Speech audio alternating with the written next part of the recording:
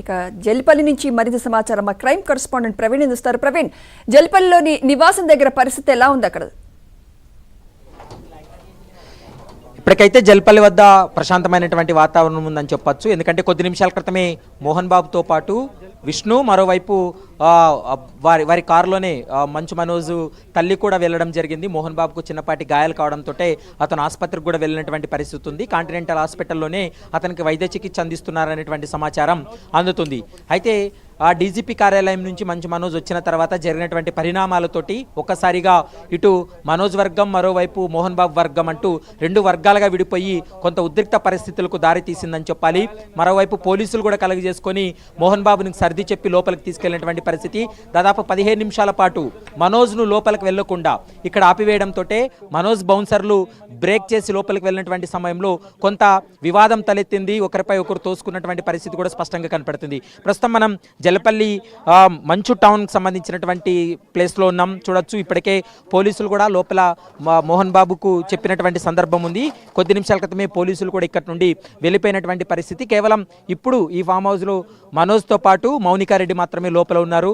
మరోవైపు విష్ణు అండ్ మోహన్ బాబు కూడా continental hospital కూడా వెళ్ళినటువంటి పరిస్థితి కనపడుతుంది.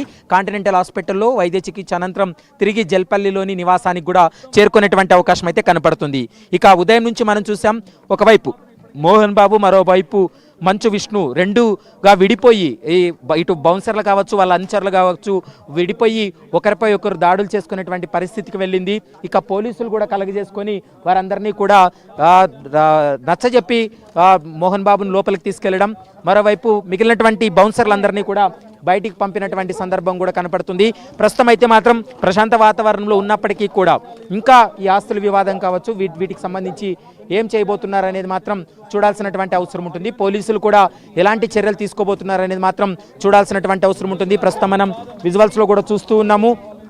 ఇప్పటికే ఈ జల్పల్లి వద్ద జరిగినటువంటి సంఘటనకు సంబంధించి పోలీసులు, అంటే ముఖ్యంగా పహాడి షరీఫ్ ఇన్స్పెక్టర్తో పాటు మహేశ్వరం ఏసీపీ కూడా ఘటనా స్థలానికి చేరుకొని వాళ్ళకి కొంత నచ్చజెప్పేటువంటి ప్రయత్నం చేసి మోహన్ బాబు తీసుకెళ్లినటువంటి పరిస్థితి మనం ఒకసారి చూస్తున్నాం. లోపల విజువల్స్లో పోలీసులు ఇంకా లోపల ఉన్నారు. పోలీసులు బందోబస్తు చేస్తున్నటువంటి పరిస్థితి కూడా కనపడుతుంది. మరోవైపు ప్రైవేట్ సెక్యూరిటీ కూడా, అంటే మంచు మనోజ్కి సంబంధించినటువంటి ప్రైవేట్ సెక్యూరిటీ ఏదైతే ఉందో ఆ సెక్యూరిటీని అంతా కూడా బయటికి పంపడం జరిగింది. కేవలం విష్ణుకు సంబంధించినటువంటి సెక్యూరిటీని మాత్రమే లోపల పెట్టినటువంటి పరిస్థితి కూడా కనపడుతుంది. మరి ఇప్పటికే 2 ఎఫ్ఐఆర్లు నమోదు చేశారు కాబట్టి 2 ఎఫ్ఐఆర్లకు సంబంధించి కూడా పోలీసులు ఏం నిర్ణయం తీసుకోబోతున్నారు, ఎలాంటి చర్యలు తీసుకోబోతున్నారు అనేది మాత్రం చూడాల్సినటువంటి అవసరం ఉంటుంది. గంట